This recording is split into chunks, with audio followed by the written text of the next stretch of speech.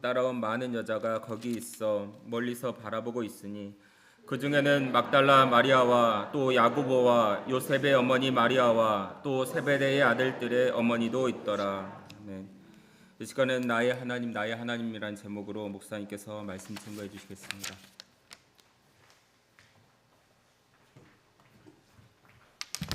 다 같이 기도 드리겠습니다.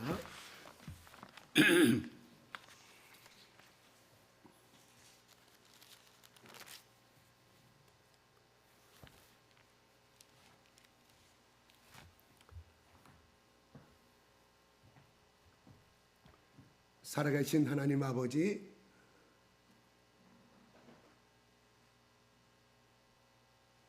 우리를 사랑하시되 죽기까지 사랑하시고 생명을 대신 죽이시면서까지 우리를 사랑하신 그 하나님의 사랑을 인하여 감사합니다.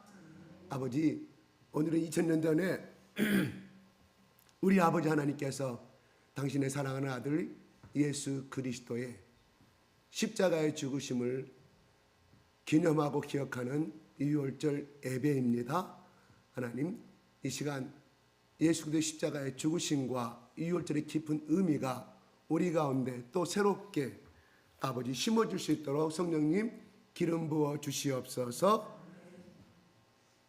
하나님 아버지, 이 시간 모든 형편과 모든 마음을 아시는 우리 아버지 하나님께서 우리에게 전해주는 이 귀한 말씀을 통하여 우리가 큰 위로를 받게 하시고 하는 얽힌 문제가 해결되게 하시며 하늘문이 열리는 복을 받게 하여 주시옵소서.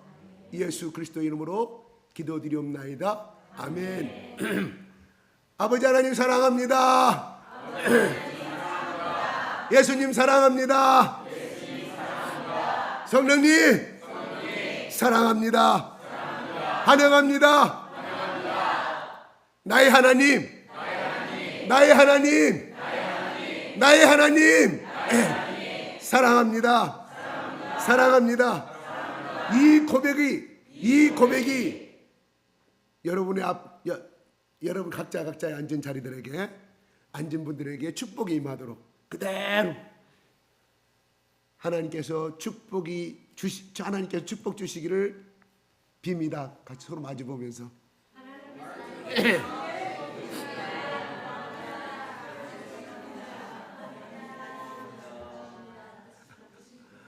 한 번 더 기쁨으로 상대를 웃게 만드려. 내 고백이 상대를 웃게 만들어. 시작.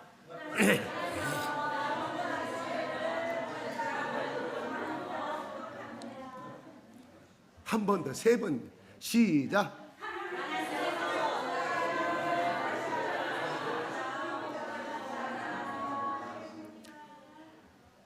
성령의 은사 중에 희락의 열매가 있어요. 성령의 열매 중에 희락의 열매. 보기만 하면 웃어. 그럼 처음 본 사람은 그 사람을 향해서 봤을 때 조금 혼이 좀 하나 빠진 사람, 나사가 하나 빠진 사람으로 착각하기 쉬워요.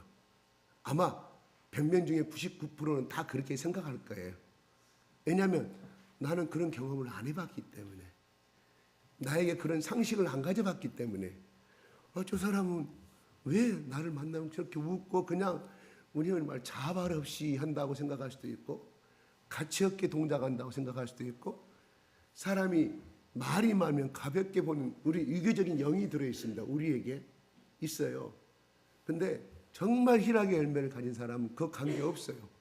그 사람이 뭘 하든 간에 성령께서 자기를 주장하시기 때문에, 성령께서 자기 마음을 휘저어버려. 왜 희락의 기쁨을 줬을까요? 지치고 시달리고 온 사람들 앞에서 마음껏 네가 대신 웃어줘라. 나 하나님 대신에, 나 예수님 대신에 마음껏. 그래서 너의 웃는 모습을 통하여 하나님 너를 얼마나 사랑하시는가를, 그리고 너를 매일매일 얼마나 기뻐하시는가를 알려주기 위해서 이 희락의 열매를 주신 것이거든요. 뭔 말이냐? 어떤 분이 이렇게 말씀해요. 내가 가진 모든 은사를 다 가졌다 할지라도 하나님이 당신을 사용하려면 당신이 죽어야만이 하나님이 나타나시고 당신이 죽어야만이 예수님이 나타나신다는 그 말씀을 저한테 해주시더라고요. 굉장히 제가 알고 있는 상식이었지만 그 말씀 나에게 새롭게 다가왔어요. 당신이 죽어야만이 당신 속에 예수님의 사랑이 나타나고 하나님의 영광이 나타나는 것이다.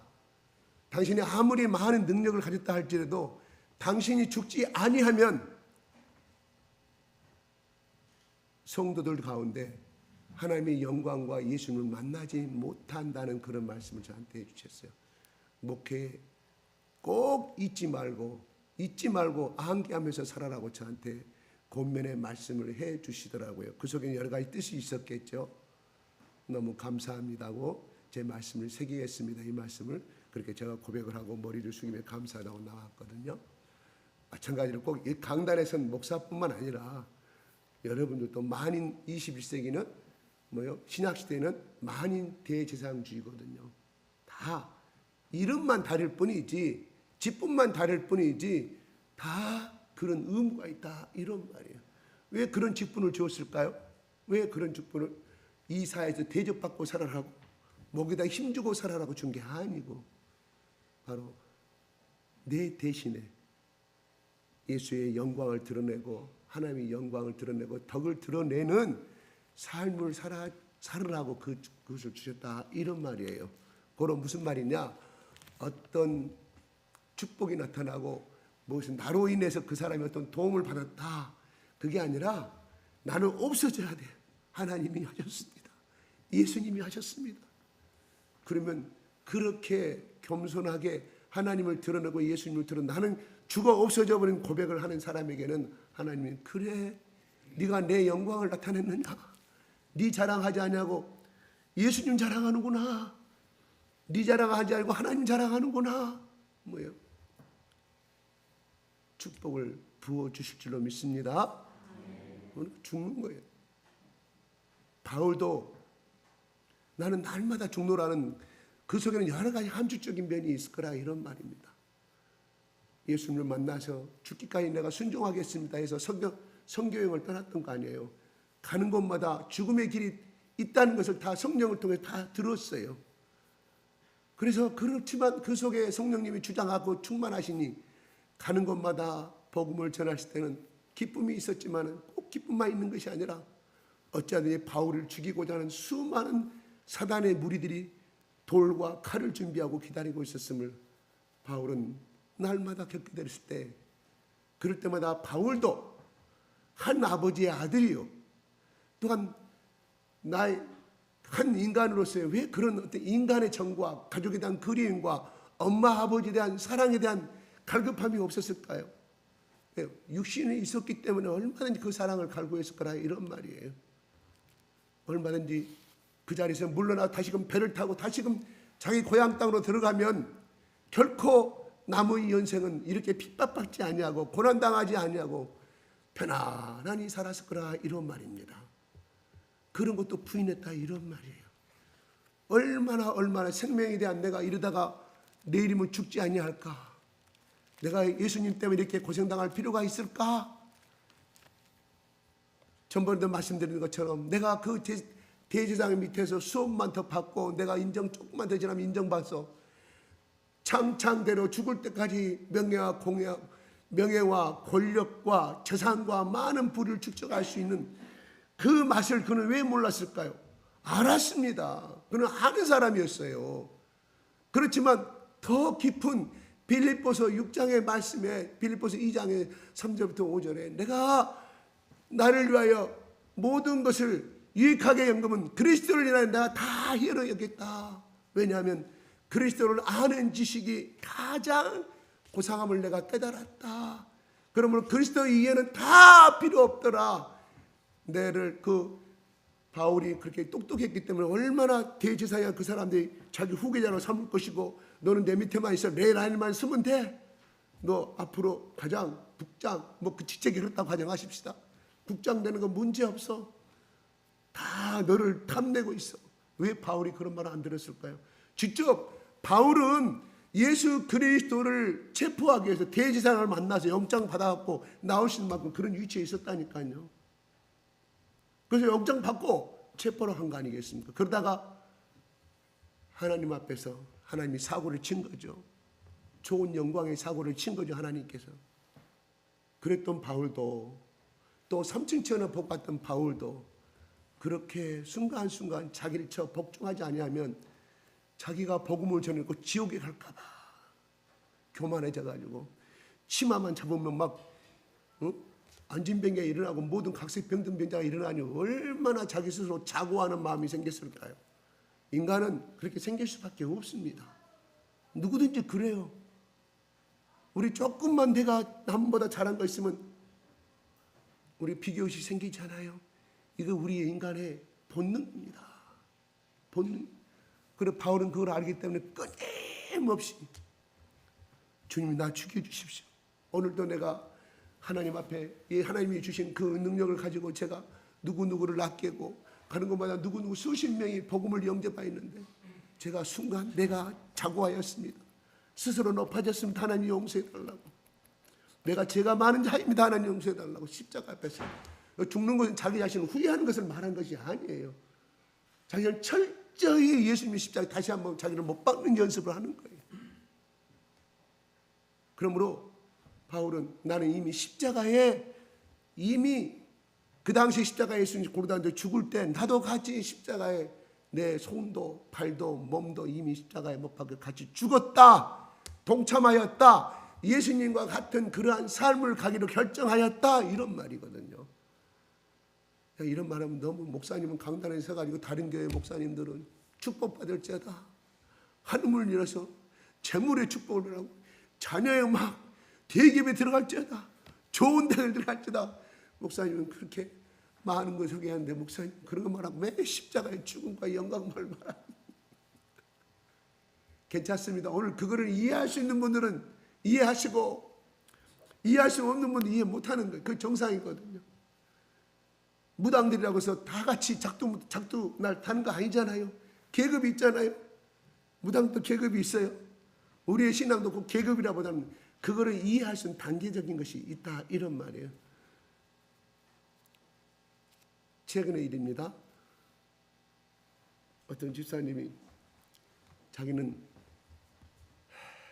주일학교 교사도 했고 또 여러 기술을 갖고 있는데 제가 꿈을 꿨는데 사탄과의 피열한 꿈을 꿨다고 그래요.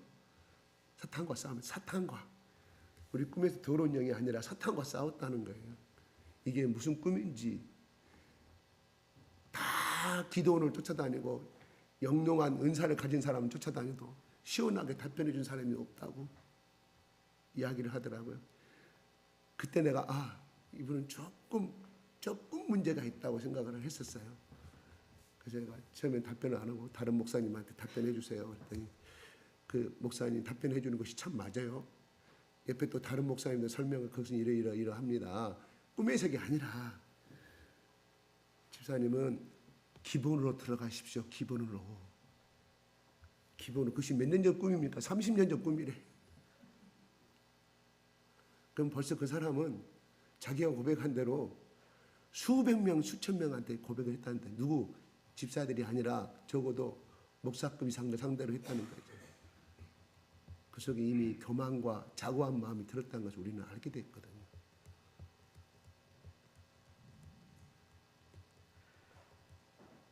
그럴 때는 어떤 분이 그래요.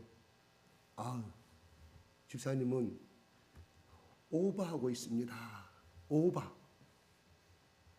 오버하고 있습니다. 기초는 아무것도 없는데 집이 2층이 건물이 아무리 하려도 1층이었으면 그 2층이 쓰겠냐고 그렇게 조금 비유를 설명을 하는데 그 말씀을 그분이 굉장히 자기를 자제하고 말한 거거든요.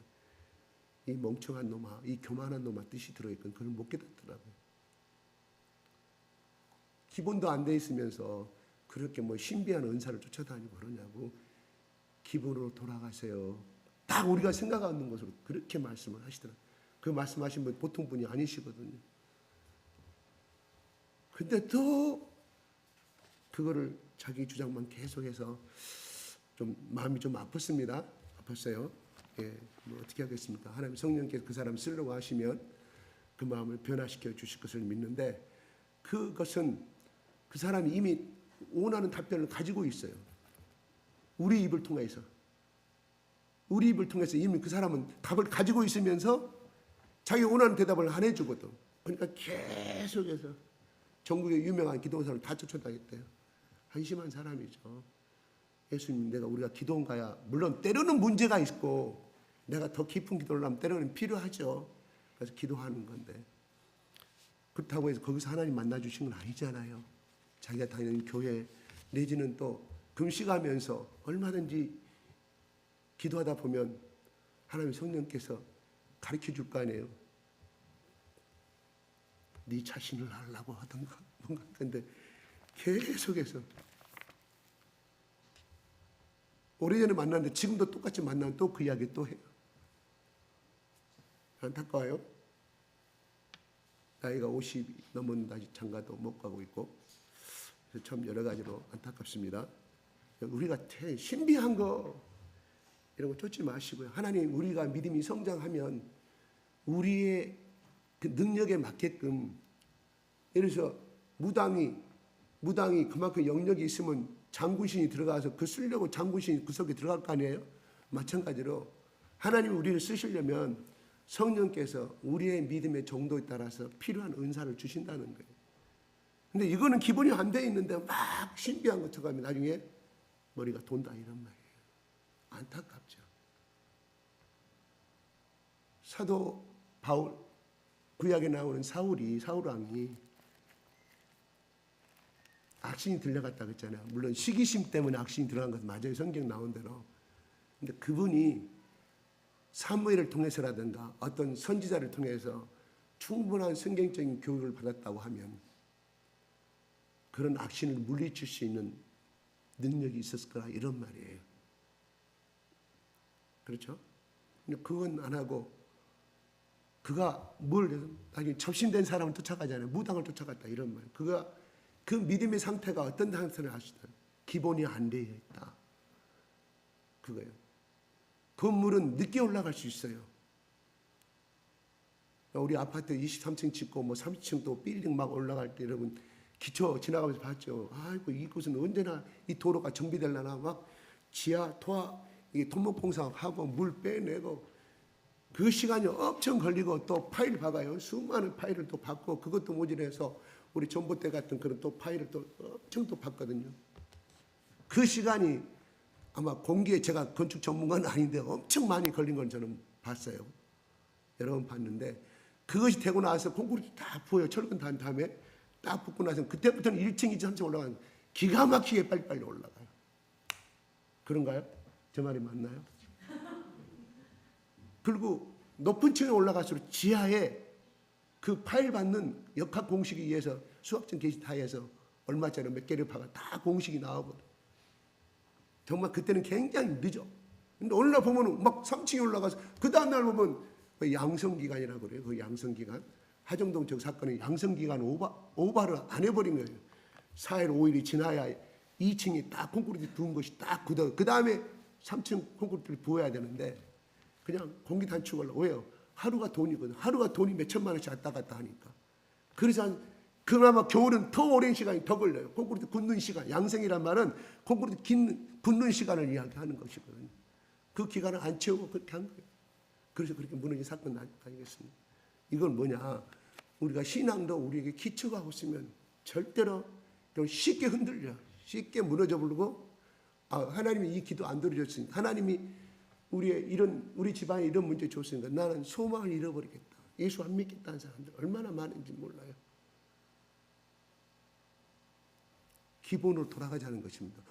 그래서 오늘 이 예수님의 십자가의 죽음이 나하고 만나야 돼.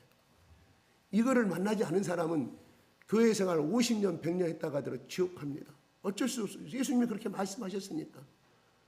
예수님이 나를 믿지 않는 자는, 나를 통하여서 하나님께 가는 자가 없다고 예수님이 살아계실 때 선포하신 거예요. 사도들 통해서 말씀하신 게 아니에요.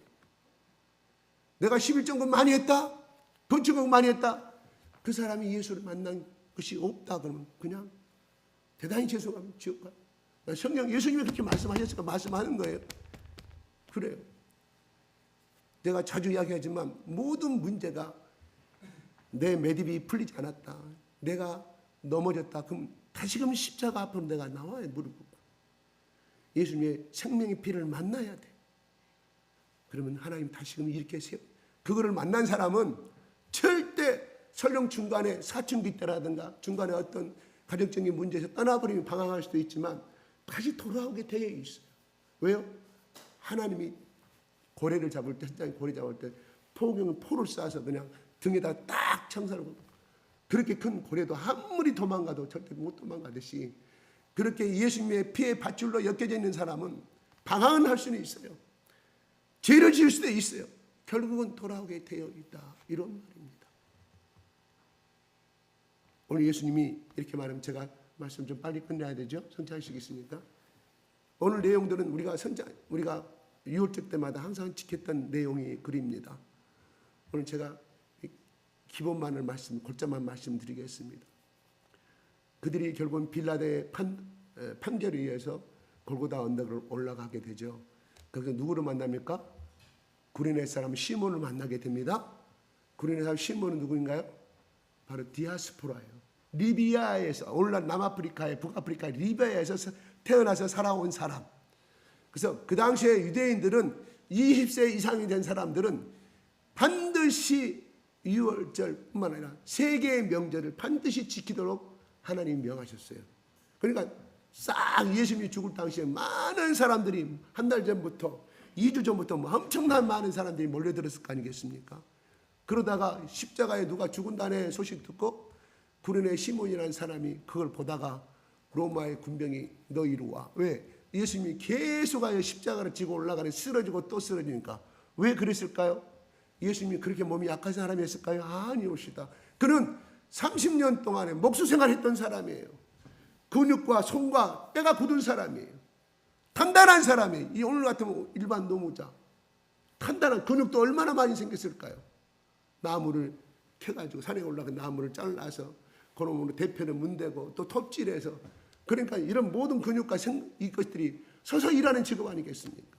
그런데 단 몇 시간 만에 그렇게 이 십자가 하나 못 들고 갈 수 있었겠습니까?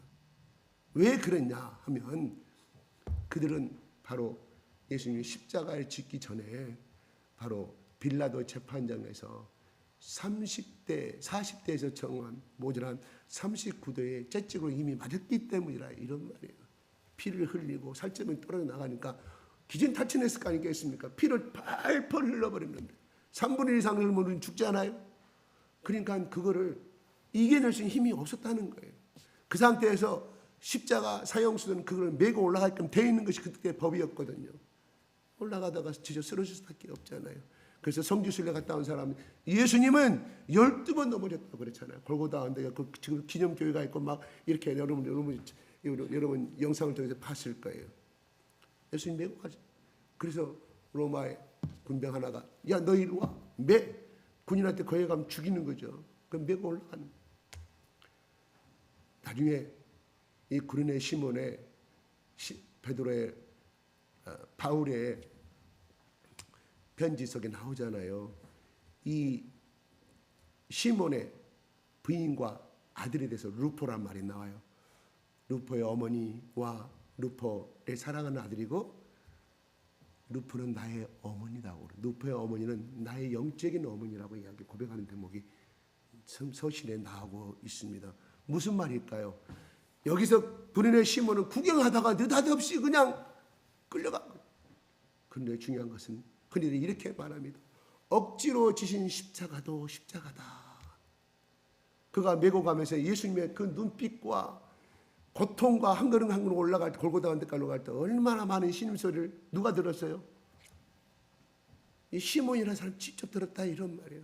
얼굴도 쳐다보며 가면서 또 쓰러지면 잠시 자기도 힘드니까 잠시 쉬었을 거 아니에요. 예수님 쳐다보고 또 예수님 따라가면 또 올라가고, 뭐 영화 속에는 또 뭐 채찍을 막 때리고 아예 빨리 한 것이라는 장면도 나오는데 아무튼 그거는 모르겠어요.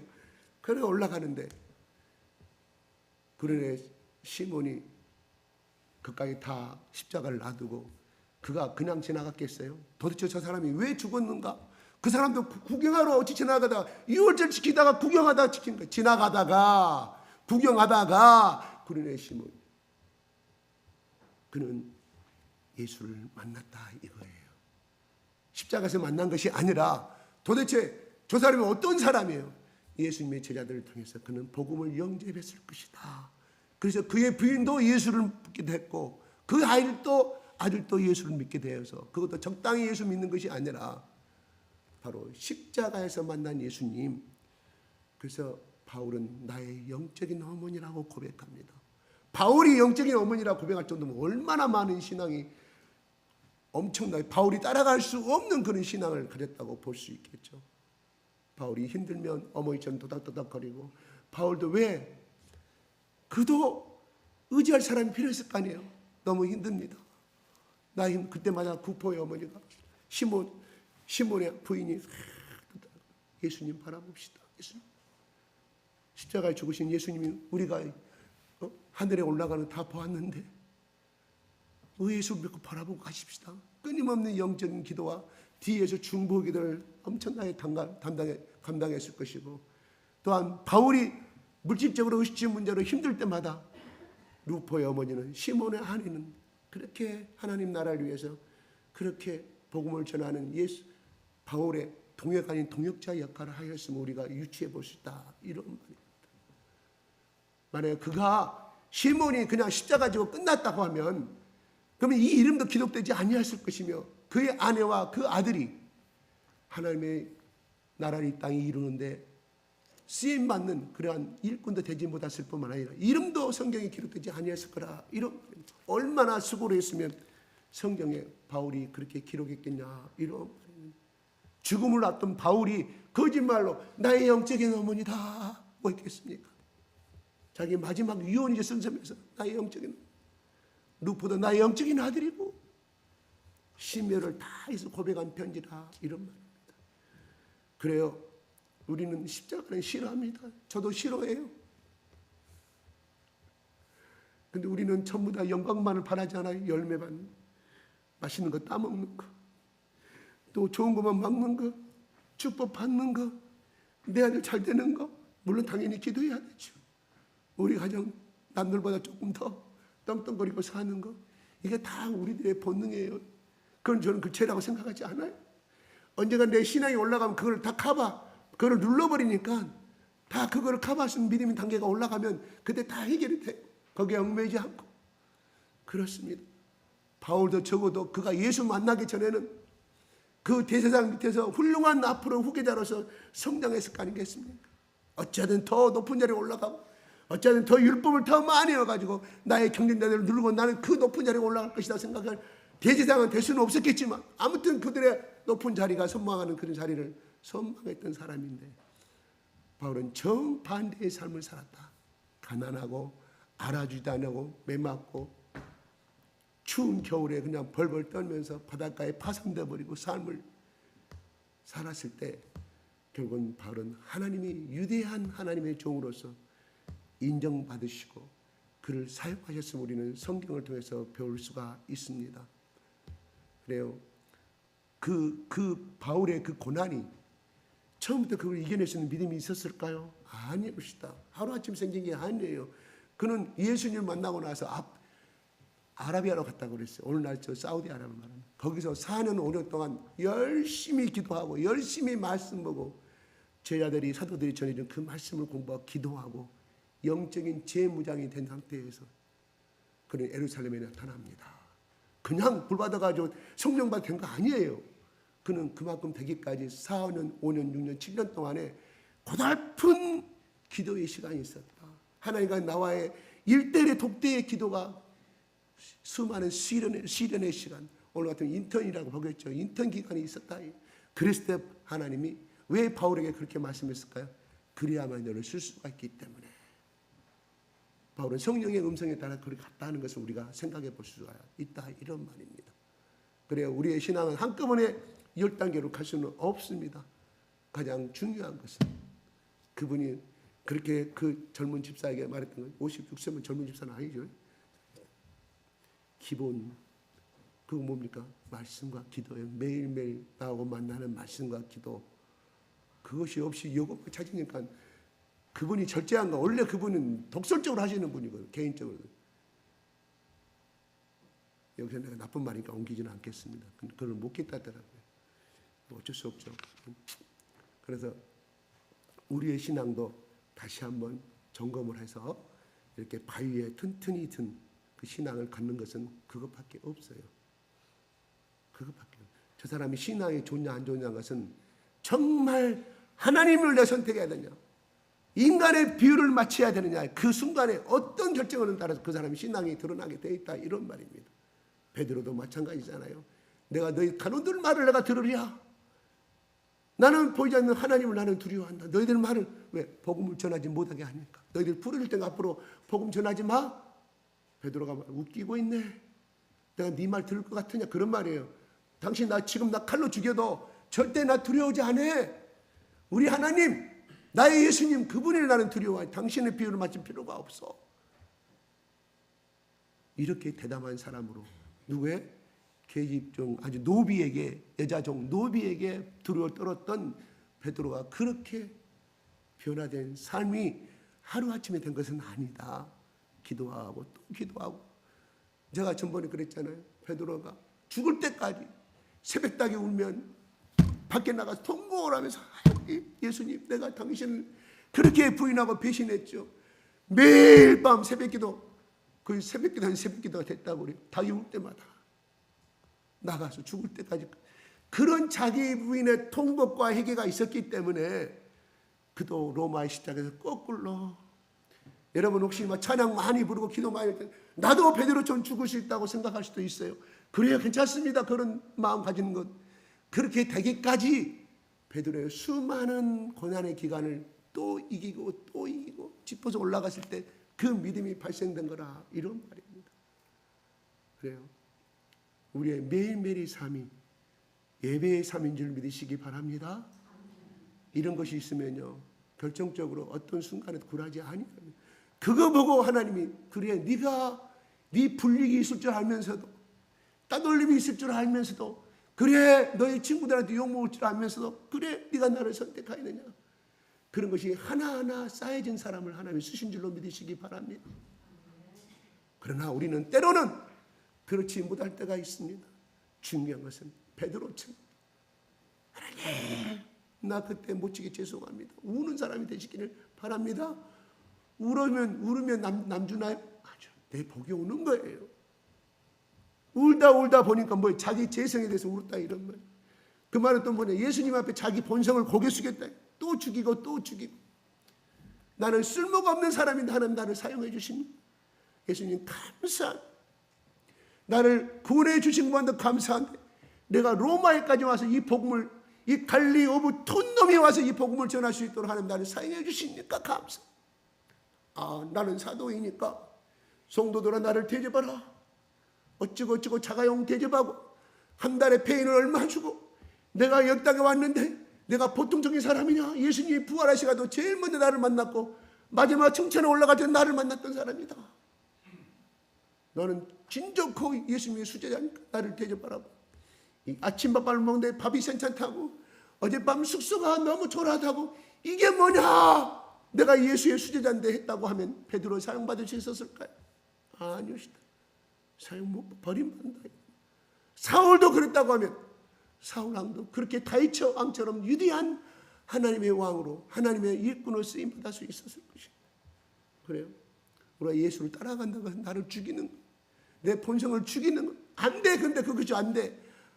어떻게? 말씀 보고 또 기도하고, 또 그 다음날 하나님 내가 어제 이렇게 했어요, 죄송해요, 또 울면서 그 다음날 또 그 행동을 해. 그래, 그 예수님 다 하셔.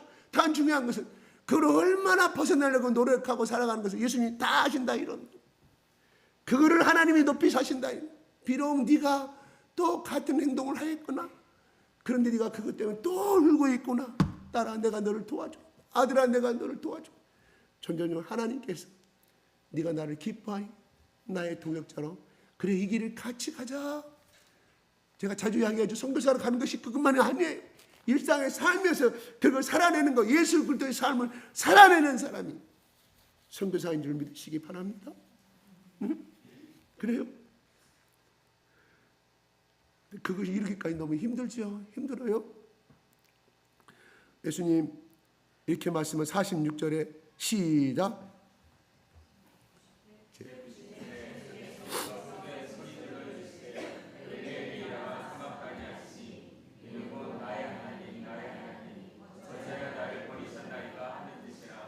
나의 하나님, 어찌하여 나를 버리신다니까 하는 것이.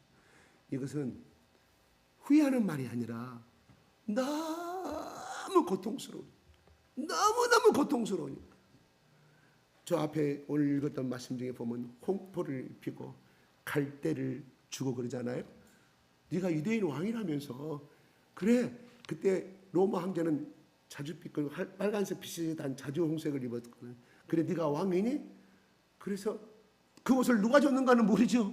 아마 유대인들이 줬을 것 같아 하고 로마 군병한테 이것 좀 입히시오. 저 사람 유대인 왕이라 그러니까 그거 입히고, 그 다음에 홀이라고 나 지팡이, 이거 왕들이 있는 거죠. 옛날 네로 황제 영화 봤죠. 지팡이 얼마나 멋있던가요. 금색으로 돼가지고 지붕이죠. 그 대신에 그것이 뭘 주냐면 갈대를 꺾은 걸 줘요. 이 말은 뭐 조롱하는 거예요. 네가 유대인 왕이라면 그래, 내가 너한테 줄 홀은 없지만 이 갈대라도 네가 가지고 있어. 처참하게 조롱하는 거예요. 십자가 앞에서 그렇게 고통으로 죽어가고 있는데 그들은 무엇을 하였습니까? 제비뽑기를 해서 저 옷을 누가 가질 것인가? 예수님이 지금 벗어놓은 이 옷을 누가 가질 것인가? 그리고 매달리면 네가 유대인 왕이라면서, 네가 성전을 3일 만에 해서 네가 어떻게 한다면, 그러면 네 자신을 구원시키라고 끊임없이 밑에 그 조롱하는 사람들 통해서 막이는 속삭입니다. 예수님은 그들에게 잡혀 죽었지만, 십자가에 죽었지만 예수님이 그랬잖아요. 죽기 전에 나는 생명을 살릴 수 있는 권한도 있다, 죽을 권한도 있다. 그 말이 뭔 말이에요? 능력이 있다. 그래서 12명의 천사들 동원해서 얼마든지 거기서 십자가에서 탈출할 수가 있었으며 짱 슈퍼맨처럼. 그러나 예수님은 스스로 그 길을 포기하셨지, 해낼 수가 없기 때문에 죽은 것이 아니라 스스로 그 능력이 있으면서도 그 길을 벗어날 수 있는 충분한 기적을 베풀어서 그 능력을 가지고 있었지만 스스로 그 자체를 부인했다. 자기를 죽여버렸다는, 이게 예수님의 십자가예요. 우리는 보통 로마 군병 십자가에 잡혀서 죽으셨다, 힘이 없어서. 십자가에 매달린 예수님 우리 사진 보세요.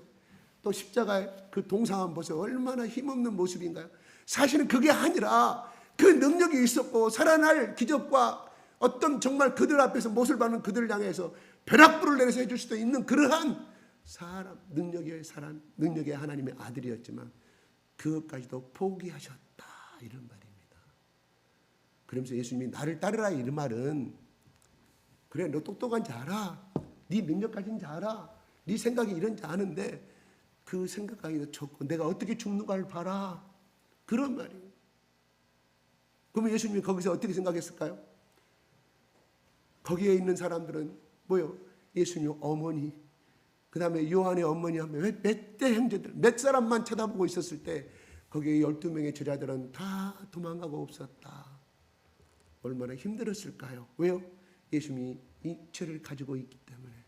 거기서 만약에 예수님의 12제자들이 예수님 조금만 힘내십시오, 조금만 힘내십시오, 곧 승천하실 것입니다, 조금만. 그리고 예수님 맡기신 우리 사명을 다 감당할 테니까 예수님 조금만 힘내세요, 고통당하기 너무 힘드시죠? 옆에서 우리였다면 덜 애로웠을 거라고 생각이 들어요.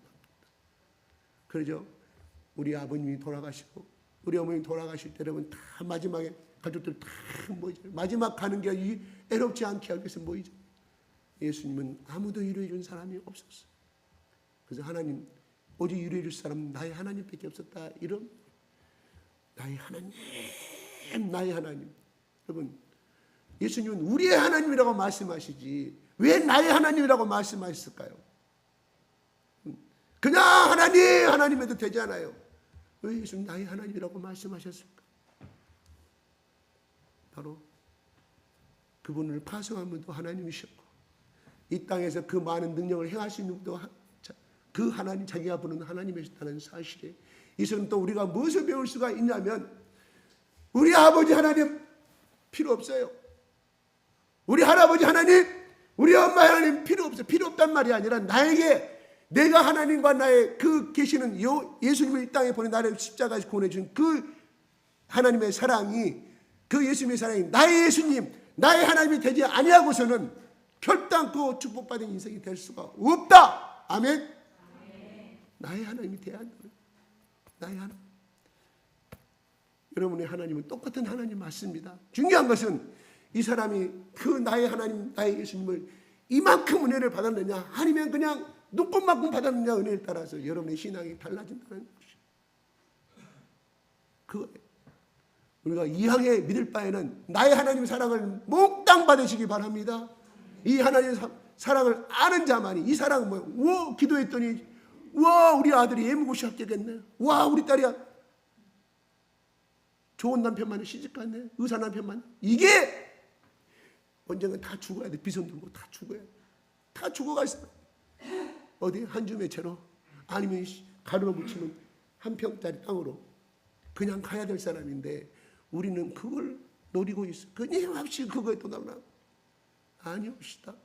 우리가 이거를 예수님을 제대로 만나고 예수님을 깊이 나의 구세주, 나의 하나님으로 만난 사람은 그거를 초월할 수 있는 믿음이 생김으로 말미암아 거기에 얽매이지 않아도 하나님이 채워주실 줄로 믿습니다. 그래서 어떤 분이 이렇게 고백을 장면을 제가 한번 제가 읽어드릴게요. 너무 좋아서 제가 좀 벤치마킹을 좀 했어요. 그거 어디 갔노? 네, 제가 한번 읽어드릴게요. 너의 순잔을 내가 마시었고 나는 너에게 맛있는 잔을 주었노라. 너의 순잔 받아든 나의 사랑을 거절하지 말고 너에게 주는 이 맛있는 잔을 받아 마시어라. 너의 근심을 내가 당하였고 나는 너에게 평안을 끼치노라. 너의 근심을 가져간 나의 은혜를 뿌리치지 말고 너에게 주는 이 평안을 받아 누리라고 말씀합니다. 너의 죽음을 내가 경험하였고 맛보았고 나는 너에게 풍성한 생명을 베푸노라. 너의 죽음을 감당한 나의 희생을 거절하지 말고 너에게 주는 나의 생명을 받아 풍성하게 누리고 살거라. 어떤 분이 영감을 받아 쓴 것인지 기도하다가 하나님께 주신 성령의 말씀인지 모르겠습니다. 너무 좋아서 제가 한번 여러분들에게 들려주었습니다. 그래요.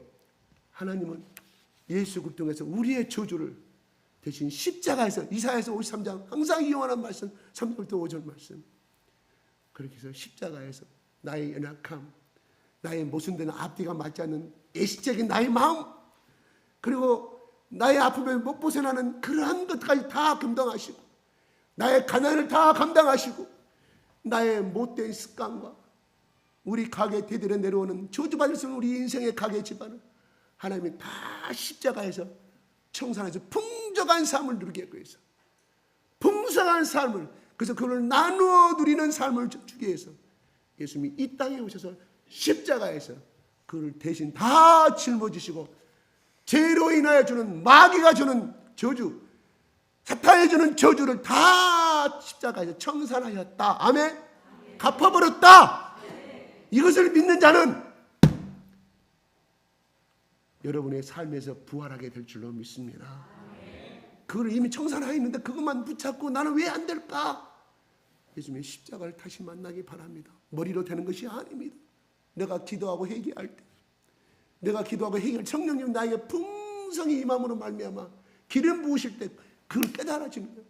그러므로서 말씀을 볼 때, 이 말씀 내가 성경 공부 많이 했고 목사님이 그런 설교 시간에 많이 했는데 이제 막 깨달아지는 거예요. 왜요?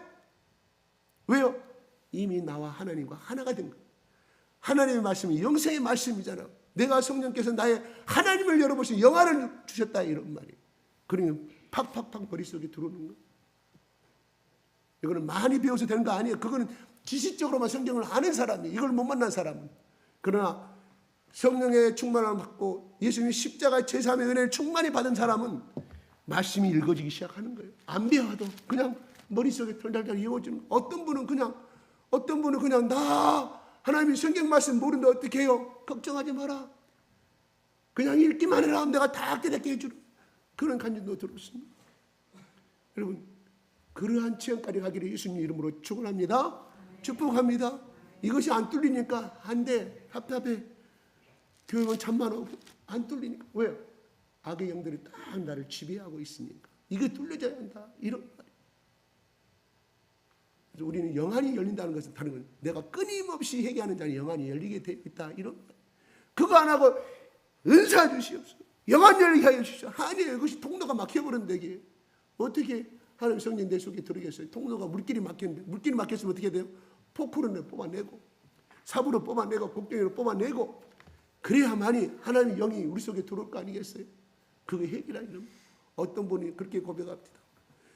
내가 이 예수님을 만나기까지 이 영안이 열리기까지 내가 얼마나 많은 눈물을 흘린지 아세요? 권사님 무슨 말씀이세요? 내가 거짓말 아니라고요. 빡빡 누른 거 말고 이런 화장지요. 부피로 다녔어요. 4톤의 차로 제가 보냈습니다. 또 회개하도 또 눈물 나고 또 회개하도 눈물 나고 눈물 콧물 닦아냈는데 화장지가 4톤짜리 트럭 하나는 됐을 것입니다. 그렇게 고백합니다. 제가 그걸 듣고 글쎄요.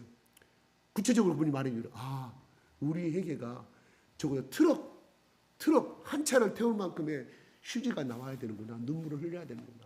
이게 깜깜 놀라서 아니라 이렇게 해서 눈물 콧물 우리 회개가 나오잖아요. 그렇게 해서 한 톤짜리 차량이 된다. 그렇게 고백을 아주 밝은 웃음으로 해요. 나 이제 걱정이 없어요. 우리 집안 저주가 다 끝났어요. 우리 집안 우리 할아버지 알코올 중독자, 우리 아버지 알코올 중독, 우리 할아버지 첫째, 셋째, 넷째 처벌하다가 우리 아버지도 그 삶을 살다가 가셨어요.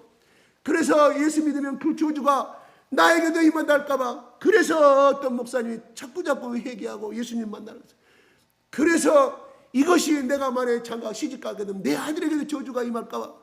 그렇게 저녁 시대 기도했더니 좋은 남편을 만나가 했더니 남편에게 그 남편이 또 그 사람 그런 사람을 만나가지고 아직 완전히 해결을 못한 상태 겨우 직장 생활하다가 그 전염사 생활하다가 그 남자를 만났는데 완전히 또 술고래병을 만났어요. 여러분 그런 집안 많잖아요.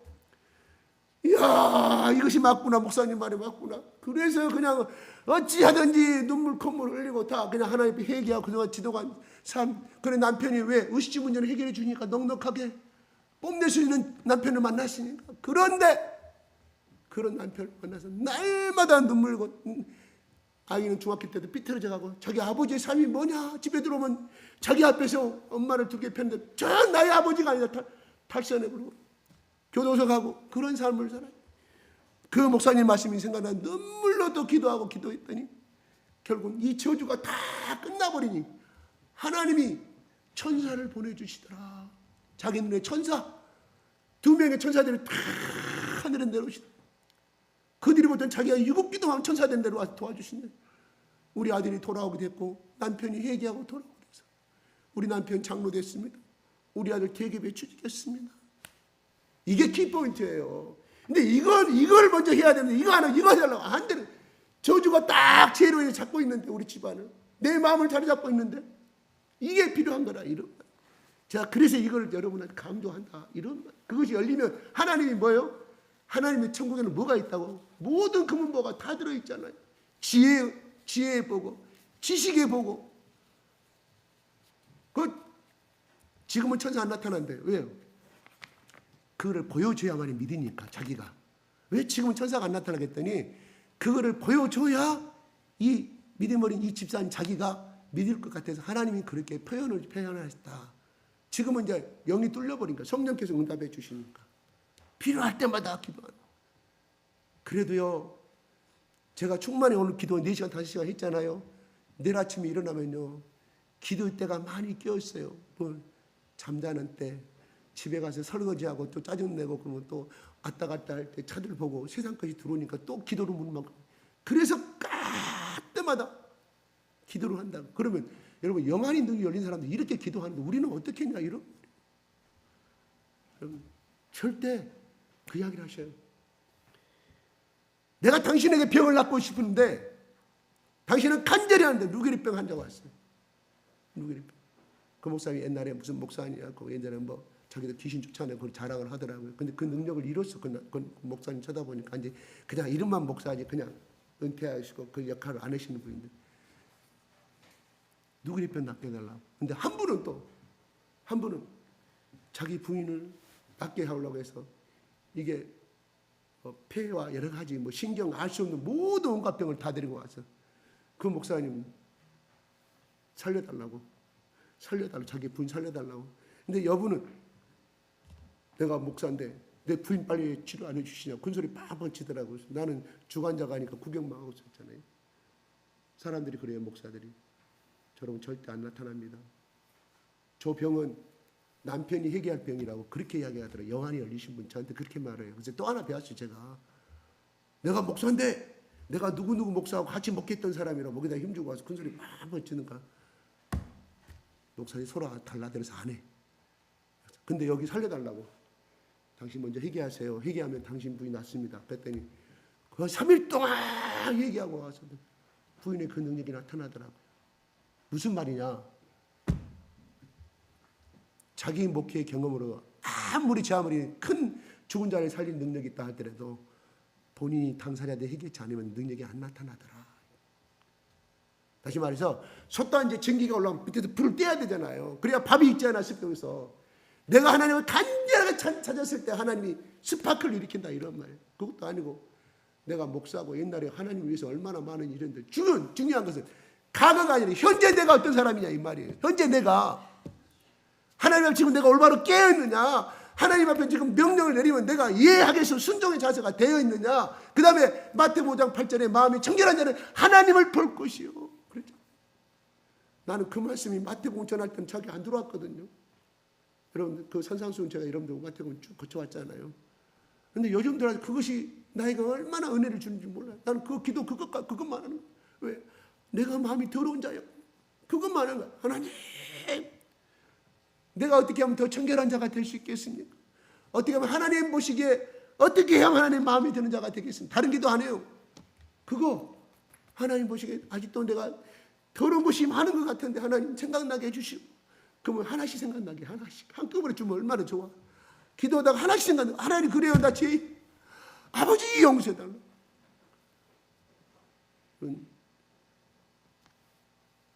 노동법으로, 헌법으로, 형사법으로, 교통법으로 법적으로 해결됐기 때문에 문제가 없죠. 어떤 문제를 해결할 때, 그죠?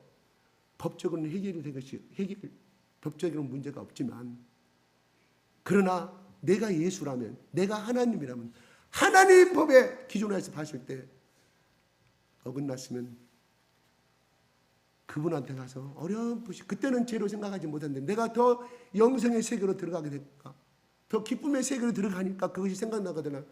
집을 못 찾더라. 전화로 고백하십시오. 그때 미안합니다.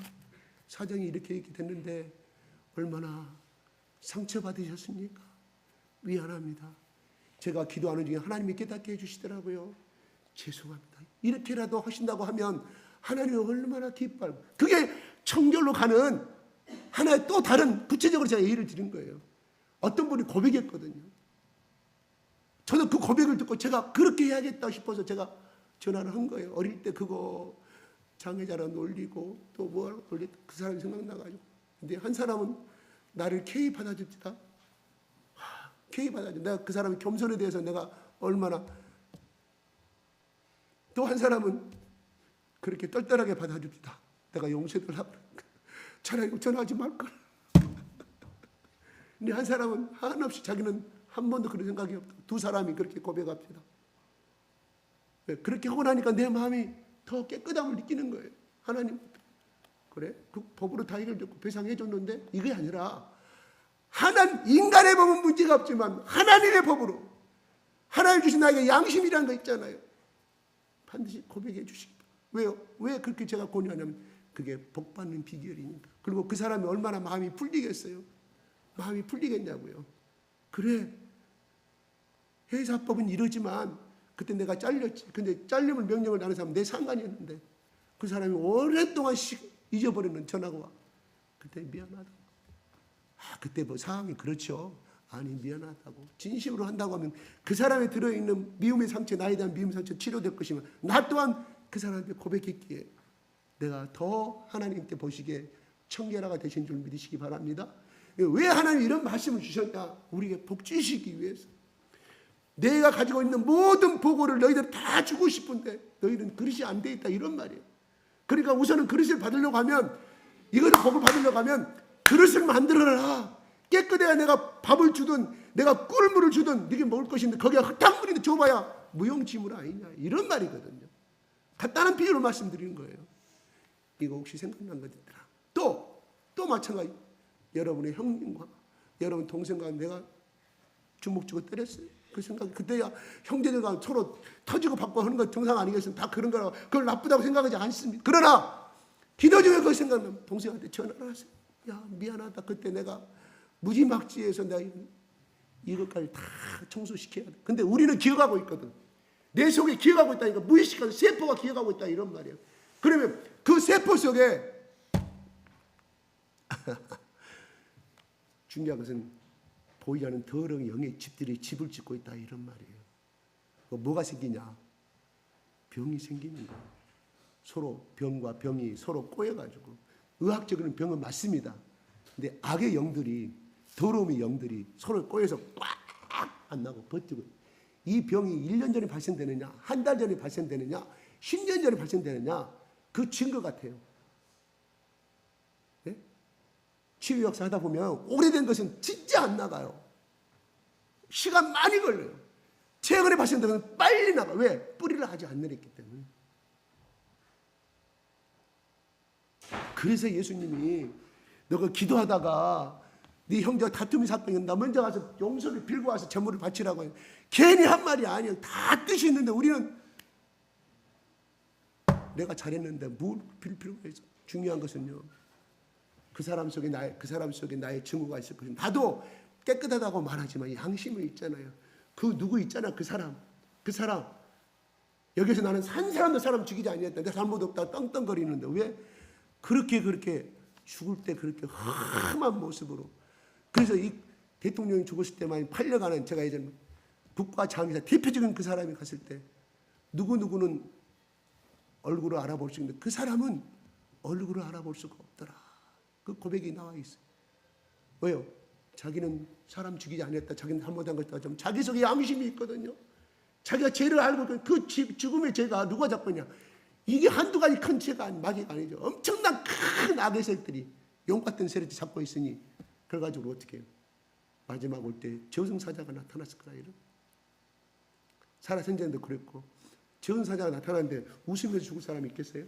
그 얼굴이 그대로 나타나요. 막 무서워서 안 가려고 소리치고. 여러분 많이 보셨잖아요. 여러분 가정이나 여러분 이웃들한테 그런 이야기 옛날에 많이 들었잖아요. 그거 다 성경적이거든. 다 성경을 뒷받침해 주는 거예요. 그래요. 우리 살아있을 때 이거 하자고요. 왜?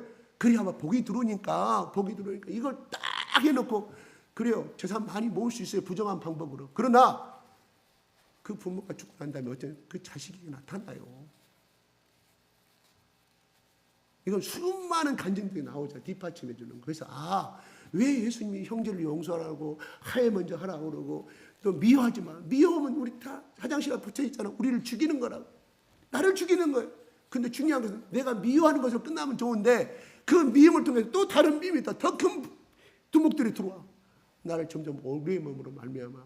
우리 소천하신 우리 김 목사님 그 말 하셨잖아요. 모든 심리의 병은 심리에서 온다고. 모든 병들은 여러분 마음의 병을 다 치료해야만이 약효가 빨리 나타난다. 그것도 왜요? 자기가 치료해 보니까 본인이 치료해 보니까 그렇다 이런 말이에요. 그것만 주장한 것이 아니라 많은 사람들이 우리는 끊임없이 내보내야 돼. 오늘 또 내일 또 끊임없이 오늘 오는데 나는 앞에 앉으려고 뒤에 집사님 이거 내 자리예요. 그러면 우리 시험 들거든요. 내가 치우니까 또 담요 좀 쓰려고 하는데 이건 내 건데 순간 마귀가 들어와. 마귀라면 좀 이상합니다. 더러운 영이 들어온다 이런 말이에요. 좀 권사가 돼갖고 집사가 돼갖고 좀 양보 좀 하지 이거 시험이 들어와 안 들어와. 아니 간단한 예를 들면 꼭 그렇다는 거냐. 그런 것들이 많다 이러면 교육하도 왜? 이 악한 놈들은 수시로 어찌하면 우리를 꺾어보려고. 너 이런 게 다니지 마라. 뭐 다른 데 가면 얼마나 좋은데 이런 게 다니냐고. 어떤 섭섭한 그 하나 때문에 우리는 그냥 그 생각을 버려야 돼. 따라가라 예수 이름으로. 따라가! 나는 예수님의 사랑을 받은 자, 보혈을 받은 자 선포하시기 바랍니다. 떨어보내. 나만 갖고 있으면 나만 손해. 근데 알면서도 잘 된다? 안 돼. 왜? 그렇게 한 습관을 지금까지 살아왔기 때문에. 자꾸 버리시기 바랍니다. 자꾸. 목사님이 나를 향해 저런 말한가? No! 아니, 그냥 오늘 목사님 통해 저 말씀 나에게 들려주시면 그놈을 한면을 받아들이시면 여러분의 복이 되고 돈이 되고 재물이 되는 줄 믿으시기 바랍니다. 마치겠습니다.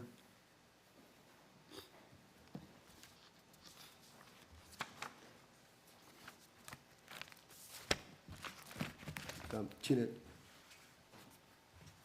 제가 그냥 여기서 바로.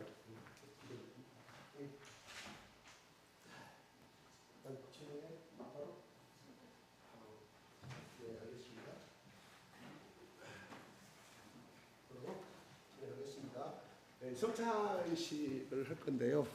혹시 아직도 고백하지 않은 죄가 있으면 그저 조용히 입 막고 하나님 나 나쁜 놈이에요. 방금 설교 드리니까 그 생각 나는데 하나님 내가 잘못했어 용서해달라.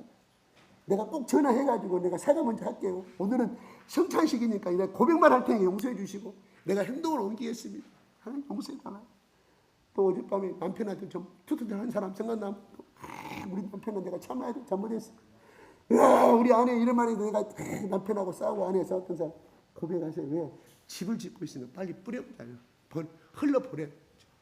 흘러가는 분은 절대 고이지 않습니다. 썩지 아니합니다. 그래서 제가 이 말씀을 하는 거고요. 성찬식 준비됐죠? 우선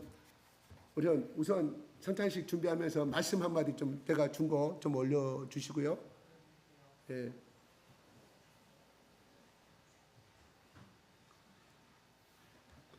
어서 앉으세요.